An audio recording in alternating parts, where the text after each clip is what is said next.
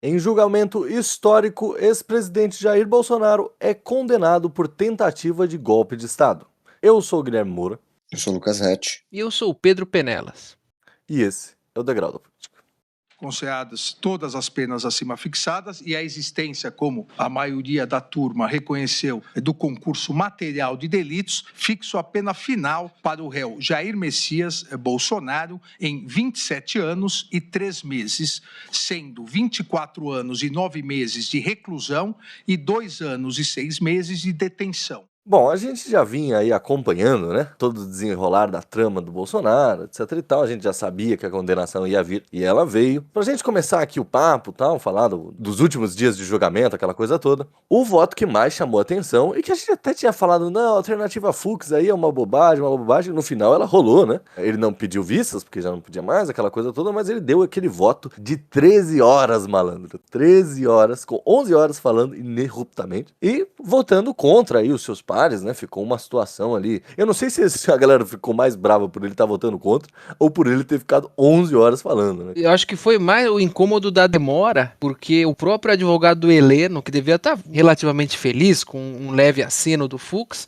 reclamou que não tinha jantado. Mas foi uma coisa assim, me pegou de surpresa, porque eu fui tomar café na padaria, batendo o voto do Fux. Isso eram 9h30 da manhã. Tá, cheguei no trabalho, aí ficava, às vezes dava uma zapeada no que estava acontecendo, o Fux continuava votando. Tudo bem, é um voto longo, é um voto que precisa ser longo. E só depois que eu fui descobrir que ele continuou falando, porque eu fui trabalhar e fiquei no trabalho ali. Foi pra faculdade, ele ainda tava votando. E aí o cara ainda tava lá, eu cruzei a Zona Oeste inteira e o cara continuou falando. Ninguém aguentava mais. Não, eu fui acompanhando também esparsamente, né? Porque foi um voto infinito. Mas o que me chamou a atenção, primeiro ele aceita todos os pedidos de nulidade das defesas, ali eu já fiquei meio surpreso em relação ao ritmo que o voto dele tomaria, e não aceita a nulidade da delação do Mauro Cid, o que todo mundo achou que ele ia fazer, quer dizer, ele vai discutir as preliminares porque ele vai questionar a delação do Mauro Cid, que no final passou intacta, todo mundo aceitou. Sim. Isso era uma das questões que se levantava antes do julgamento, e o Estatuto da Delação Premiada, pelo menos, foi protegido por todos os membros da primeira turma. E aí, ao longo do voto dele, eu fui tentando entender aonde esse voto ia, porque ele foi tão longo que eu fui mudando de opinião, quase como se eu estivesse assistindo uma série, sabe? Você vai Não, mudando os total. desígnios do Eu tive personagem. 4 opiniões diferentes. Porque ele foi tão longo e tão contraditório dentro da própria estrutura do voto, que eu fui pensando, primeiro, como é que ele chega a esse voto? Ele acompanhou o Alexandre de Moraes como relator do caso dos julgados pelo 8 de janeiro, de 2023 até 2025, de maneira ipsis literis. Tudo que o Alexandre votava para condenação, ele votava também. Então ele passa quase 2 anos condenando por golpe de Estado e abolição violenta do Estado Democrático de Direito, destruição de patrimônio tombado e organização criminosa. Ele muda um pouco o direcionamento dele no caso da mulher da pichação. A partir dali, ele passa a aceitar aquela tese que já tinha sido advogada até pelo Barroso, de que um crime absorve o outro, que é a abolição violenta do Estado Democrático de Direito. E aí, quando ele dá esse voto que contradiz todos os julgamentos prévios dele do mesmo caso, do mesmo número de pessoas, eu fiquei com a impressão que esse voto tem essa estrutura meio Frankenstein, porque ele foi feito a 10, 20 mãos. A assessoria dele provavelmente tinha um voto, entre aspas, pronto, que era seguir mais ou menos o que ele vinha fazendo no caso da condenação. O resto das pessoas do Rio de Janeiro, claro que iam ter alterações significativas, mas a linha argumentativa estava toda ali. E quando ele decide mudar o entendimento dele sobre o caso, eles precisam construir um novo voto do zero. E aí eles devem ter dividido funções dentro da assessoria pelo tempo exíguo entre a decisão do Fux e a data do julgamento, e ficou esse voto trabalho de faculdade, que cada um faz uma parte, e aí todo mundo apresenta no final, e fica essa coisa, tipo, o primeiro capítulo foi você, aí o segundo o outro, e o primeiro não conversa com o segundo, e o terceiro alguém achou que era uma ideia melhor fazer outro sobre outro tema. E aí no final você acaba fazendo 2 trabalhos ou 3 trabalhos em um. Eu fiquei com essa impressão ao longo do voto, porque os caras deviam estar com uma linha muito clara, que era a linha que eles vinham seguindo, né? E aí o chefe deles falou, olha, vamos mudar tudo há 2 semanas do julgamento, e virou um voto confusíssimo, né? Faz sentido, é verdade. Por isso que foi tão demorado, né? Ele foi caso a caso, passo a passo, assim. E isso foi uma crítica que a Carmen Lúcia vai fazer depois, né? Que ele não quis olhar o conjunto todo dos acusados, né? Sim. Como um movimento só, ele viu o que cada um fez. Por isso que muitas, isso aqui não tipifica como crime, se você olhar isoladamente, né? Mas no conjunto da obra, sim. E, cara, não, eu fiquei pensando, e aí talvez eu queira dar muito crédito para os nossos magistrados, mas vamos lá. Isso não é um julgamento sobre o Bolsonaro, né, cara? Ainda, claro, tudo bem, estamos se julgando, a trama golpista, o Bolsonaro, aquela coisa toda perfeitamente. Mas, assim, existe uma intenção, e isso eu acho que fica muito claro na fala de todos os juízes, todo o andamento desse caso, de todo o clima político que se deu em cima, de que isso é o judiciário, nessa crescente de poder, esse corpo que garante a república, como a gente vem falando aqui, todos os analistas políticos levantam isso hoje, dessa ação do judiciário para isso. Esse julgamento, na verdade, ele está tratando de uma chaga da história republicana brasileira, né? Que é de tempos em tempos a gente ter um golpe, uma revolução, um levante, uma quartelada, alguma coisa para derrubar o regime e iniciar um novo regime. A gente, inclusive, falou no último programa, né, de como a tradição política brasileira é a tradição da anistia. E isso eu acho que vale para todos os golpes, na verdade, e até antes do período republicano. Eu acho que essa tradição começa lá com os farrapos, aquela coisa toda. A intenção do judiciário é criar um remédio para esse problema. Essa quebra institucional, essa instabilidade institucional da história brasileira. Criar uma jurisprudência, criar uma resposta jurídica para essa doença. A gente estava falando de como algumas coisas poderiam ser quebradas. A primeira era essa tradição jurídica de anistia não rolar, e a segunda seria da delação premiada. A delação premiada se manteve, até porque eu acho que se o Fux questionasse a delação premiada, aí sim seria um voto muito pesado, porque apesar das 13 horas, apesar de levantar XYZ, não mudou nada. Claro, a gente até pode levantar o que pode mudar de fato disso, porque tem algumas questões, mas assim, condenado foi e ponto. Mas talvez aí questionando a delação, aí abriria margens para coisas mais pesadas, entende? O que eu acho que o Fux tentou fazer foi, tudo bem, nós estamos criando jurisprudência para uma chaga brasileira, isso aqui é histórico, esse julgamento aqui é histórico, nós estamos fazendo história do Brasil. Então eu preciso, enquanto um juiz conservador, aqui conservador no sentido da operação da lei, assim por diante, né? O Fux é esse cara da teoria do direito, blá, blá, blá. E o voto dele foi isso mesmo. Pô, o cara citou Fouebar no meio da parada, sabe? Ele tentou se colocar como uma pessoa de, olha, eu preciso colocar todas as coisas que podem argumentar contra o que nós estamos fazendo aqui por uma questão de princípio do jurista, sei lá.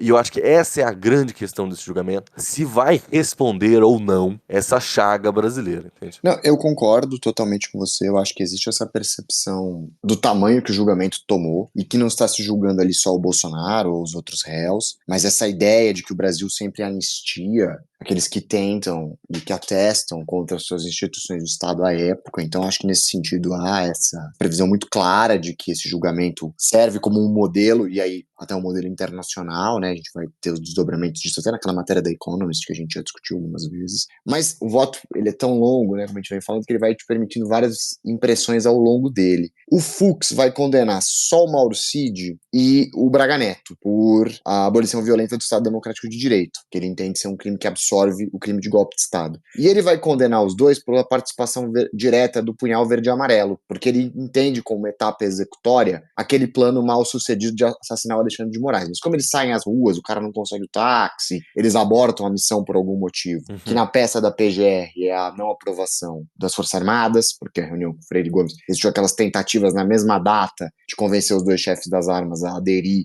estado de sítio, estado de exceção, e que nas duas reuniões há negativa, e segundo o Fux, isso não acontece porque a sessão do Supremo é suspensa. Mas, de qualquer forma, o plano seria executado se não fosse um movimento externo alheio ao plano. Então ele considera isso executório suficiente para condená-los. Mas ficaria chato ele não condenar o Braga Neto e o Mauro Cid por esse crime específico, porque era para assassinar um outro ministro da corte, né? Eu fiquei pensando nisso durante o voto. Ficaria muito chato ele não condenar 2 dos 8 réus desse núcleo crucial aí da operação que planejaram atentar contra a vida de um dos seus colegas de primeira turma, o Alexandre de Moraes, né? E aí ele vai considerar que os outros, as reuniões, etc, que poderiam também ser enquadrados como abolição violenta do Estado Democrático de Direito, são só fases preparatórias do julgamento, da operação, mas nunca nada foi executado, mesmo se reunir com o chefe das Forças Armadas, por isso que ele vai até absolver o Garnier, que teoricamente colocou as tropas à disposição. Agora, do ponto de vista do tamanho que o julgamento vai ter, e aí é um ponto que eu concordo com você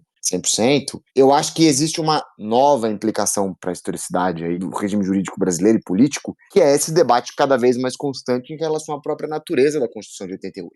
E eu acho que isso é um debate que vai se aprofundar muito nos próximos anos. E eu tinha advogado essa possibilidade, e eu acho que ela se confirma cada vez mais. A anistia, nesse caso, levaria a uma discussão de uma nova constituinte mais rápida. Uhum. Porque ela teria já perdido um pouco validade se aqueles que atentaram contra uma das suas causas pétreas tivessem sido absolvidos ou anistiados, né? Então, eu acho que existe essa ideia de que você precisa preservar as bases onde o edifício político brasileiro ainda está alicerçado. E eu acho que isso é uma posição que o STF assumiu e que, em alguma maneira, o PT assumiu quando venceu a eleição de 2022. Tipo, nós somos os vencedores da redemocratização, né? São duas forças, um partido e um tribunal, que precisam lutar para manter o modelo imposto em 88, que vai passar por um conjunto de transformações e aperfeiçoamentos, gosto dele ou não, mas é o sistema que a gente tem. Enquanto os novos partidos, esses novos operadores que têm entrado cada vez mais na política, me parecem cada vez mais aptos por uma mudança mais grave do sistema político brasileiro, até refundando as suas bases, né? Então, eu acho que o julgamento tem esse aspecto. A nova república fica de pé? Por enquanto, sim. Acho que a condenação, e se não vier uma anistia, ainda sustentam por mais um tempo a Constituinte e o pacto que foi firmado lá. Essa semana teve uma entrevista no Valor Econômico do Aires Brito. Aires Brito foi ministro do Supremo. E ele fala exatamente isso, a força da Constituição. E acho que bem mais, talvez do que 2016, no impeachment da Dilma, foi o momento em que a Constituição mais teve que agir, né? Não só posta à prova, mas é isso, ela fica de pé. Acho que esse foi o maior teste desde 88. É porque talvez a gente nunca tenha tido agentes políticos falando tanto sobre isso, né? Uhum. Não que se fale tanto também, mas tá pipocando aí, sobretudo do lado da direita, cada vez mais líderes partidários ali e tal, falando da possibilidade de nova constituinte. Eu lembro quando o Hugo Mota assumiu, a gente falou, pô, tá aí um cara tentando se colocar como um constituinte, né? Talvez o clima político nunca tenha sido tão suscitável, vai? Mas acho que é isso, tanto o próprio Hugo Mota, assim, tentam forçar um heroísmo, né? Mas você, Pedro, entendeu que o voto do Fux teve um quê eleitoreiro aí, né? Você já achou outra coisa do voto do Fux? Não me ponha nessa Foi o que você camiseta. escreveu, foi o que você Não, escreveu. há quem diga e acho relevante comentar. Tá bom. Mas assim, não é nem assim, ouvir isso por parte de portais. O Celso Rocha de Barros falou isso no Foro de Teresina. Uhum. Falou que houve um teor O político. próprio Valdemar, Valdemar, eu acho que falou, né? Então, Se ele quiser sair pelo Rio. O Valdemar Costa Neto, exato, falou, não, se ele quiser sair pro Senado do Rio. Então, há quem diga que ele já estava pensando em fazer esse voto porque vou votar para fazer um aceno ao bolsonarismo, para poder concorrer e passar essa ideia de, quem sabe, um Sérgio Moro 2.0 aí, né? Ou um Sérgio Moro, outra variante, muito diferente do que o Moro fez, né? Mas um juiz conservador, austero e por aí vai. Mas, assim, ao mesmo tempo, não sei se é exatamente o que ele quer. Eu acho que o voto do Fux, muita gente criticou, né? Colocaram ele como um absurdo. Existem as contradições, mas é isso que nós estamos falando no programa. Ele quis colocar o que estava de errado, o que ele achou que estava de errado. E vale a pena discutir isso também, sabe? Eu não vou duvidar do caráter dele enquanto ministro. Qual que é o ofício do Supremo Tribunal Federal? Discutir a lei, interpretação de lei. É um grande VAR, né? Digamos assim. Uhum. Claro que ficou um climão, acho que os tempos de hoje, né, nos levam a pensar na polarização, mas ele apontou um termo. Não concordo, mas não dá pra duvidar do caráter dele enquanto ministro. Fizeram as piadas hilárias dele com a peruca do Trump, o cabelo do Trump, mas assim, é um voto. Sim. Discordância entre ministros, ainda bem que isso ocorre no terceiro poder. Até porque você falou de questão de polarização, cara. Todo mundo já sabia que o Bolsonaro ia ser condenado. Sim. E aí, se os 5 ministros votam na condenação do cara, aí fica na cara de marmelada completa. Né? Eu Pra quem pensei que teve nisso aí. julgamento. Foi uma prova de que o Supremo não estava comprado. E essa ideia de polarização que as pessoas querem colocar como se eles tivessem um grande antagonismo dentro da corte, o voto do Fux não afeta nada a relação entre os ministros, porque eles votam contra um ao outro O tempo semanalmente, assim, não é isso que vai afetar a relação. Se eles se gostam antes, não vai ser isso que vai fazer eles se gostarem menos, e nem o contrário. Então isso também é uma impressão de quem tá de fora, assim, essa impressão de que uma divergência dentro de uma Suprema Corte que diverge o tempo inteiro vai afetar a relação entre os ministros. Eu acho que segue normal ali o voto do Fux. Talvez só tenha sido estranhado pelos seus pares porque ele estava votando de um jeito e votou de outro nesse caso específico.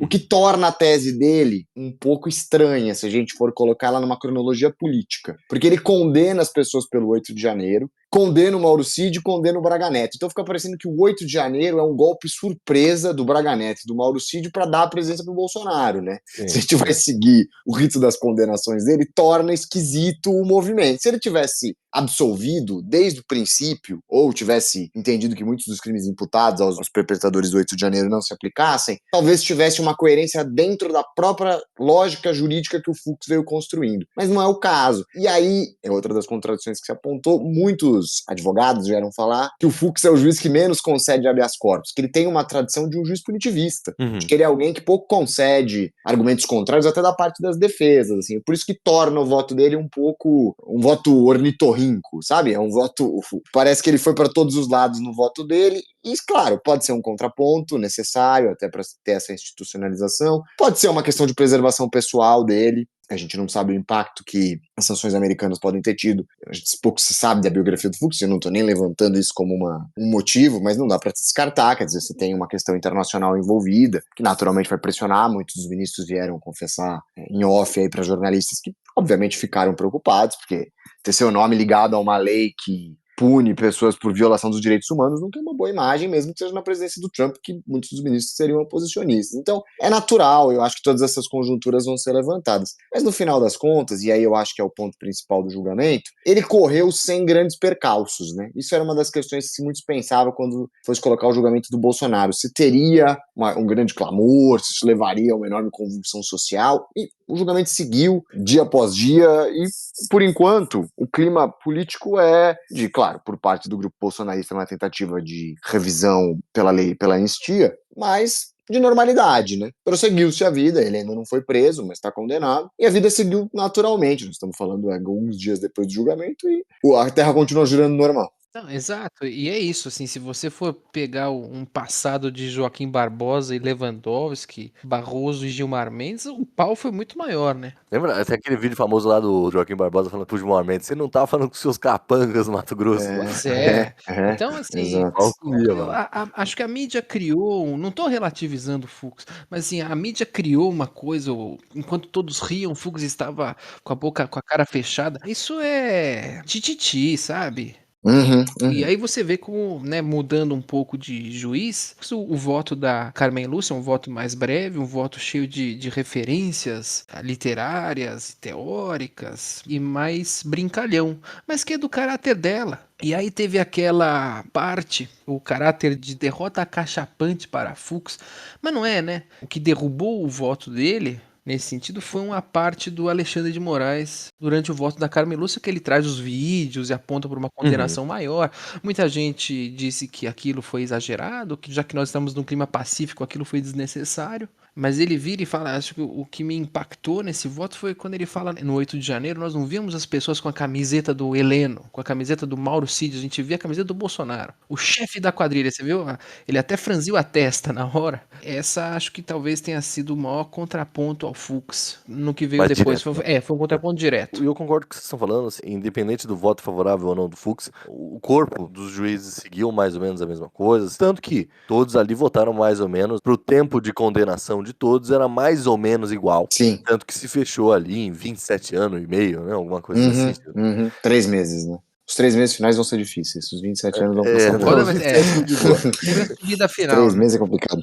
Mas pra gente ir já pro final do programa, assim, condenação. Cara, eu vou falar pra vocês, eu achei uma condenação dura, viu? E dura e pesada no sentido de que a defesa ganha um argumento aí, tipo, nossa, que condenação difícil pra esse senhor de 70 anos, doente, né? E é verdade, isso, assim, o Bolsonaro vai ficar mais tempo no hospital do que na cadeia mesmo, e vai usar isso a seu favor pra, seja justo ou não, enfim, também não tô fazendo nenhum juízo de valor, mas que isso vai o levar aí pra pelo menos uma mudança de regime, eu acredito que vai rolar em pouco tempo de prisão, vamos falar assim. Mas esses 27 anos mesmo se deu porque a galera do 8 de janeiro tá pegando 15, 14. Acho que a moça lá do batom pegou 14. Então não dava, né, pra você, os caras que são as mentes, os atores de verdade, não tem como eles não pegar muito mais, né, cara? Entra naquela questão dos agravantes, né, como você é liderança, autor intelectual, você acaba pegando um tempo maior. A relação do Bolsonaro é a defesa que tem que pedir para que ele cumpra a prisão domiciliar, né, que foi o que a defesa do Collor fez. Eu até li, o Collor, quando é preso, isso recentemente, ele fica uma noite na Superintendência da Polícia Federal, e aí a defesa consegue apresentar lá os documentos, e ele é transferido para o regime domiciliar, que é o que ele está hoje. Que é o que eu imagino que o rito da defesa do Bolsonaro vai fazer de semelhante. Talvez ele fique um dia preso numa cela especial, ainda não se definiu onde. O Maluf, eu acho que foi a mesma coisa. Mesma coisa, porque eles têm um estado de saúde publicamente conhecido e não é um dos mais favoráveis. O Collor, eu não sabia, mas o Maluf e principalmente o Bolsonaro é público, né? Que ele tem problemas de saúde graves, enfim. Imagino que ele vai ter uma prisão domiciliar, assim como vários dos envolvidos ali, até pela idade, né? Salvo a exceção do Anderson Torres, que são mais jovens e talvez aí vão ter que cumprir parte das penas do regime fechado mesmo. Acredito que quase todos eles vão ter um cumprimento de prisão domiciliar. Mas, cara, o que eu tô ansioso pra ver, né, como é que vai ser o dia exato da prisão, cara. Uhum. Porque quando o Lula foi preso, ele saiu lá do Sindicato dos Metalúrgicos, acompanhado, depois de não sei quanto tempo lá na frente, a galera, né, tal. Foi todo um momento. E o Bolsonaro, eu imagino que vai fazer alguma coisa próxima disso. Uhum. E já tá se levantando, pelo menos eu vi no Twitter, né, alguns grupos bolsonaristas querendo voltar a montar acampamentos. Com certeza, mas isso vai ter. Mas eu fiquei pensando, mas o Lula se entregou no sindicato. Porque o Lula tem uma trajetória de sindicalista. O Bolsonaro vai se entregar onde? Em algum quartel seria, né, o ideal. Pô, o exército deu pra trás na proposta dele. Ele botou uma bomba num quartel na década de 80, eu não sei pra onde ele vai. Pra igreja? Uma igreja é bom. Ia ser Igreja do Silas, igreja do Silas. É, caralho, isso aí mesmo, igreja do Silas Malafaia. É lá que ele tem que ir. Bem Sopranos, no casamento da filha. É, bem o Johnny Sack mesmo, ser preso no casamento. É que ele não pode sair de casa, né? Ele já tá em prisão domiciliar. Tá em domiciliar, ele vai ser preso em casa mesmo, Eu não vai acho nem ter que, isso. inclusive, acho que pensaram nisso também, né? É verdade, agora pensando, Sim. faz todo sentido. De fato, pra nem ter essa possibilidade de comoção. Se tiver, vai ser uma manifestação dos apoiadores, mas sem a presença do Bolsonaro.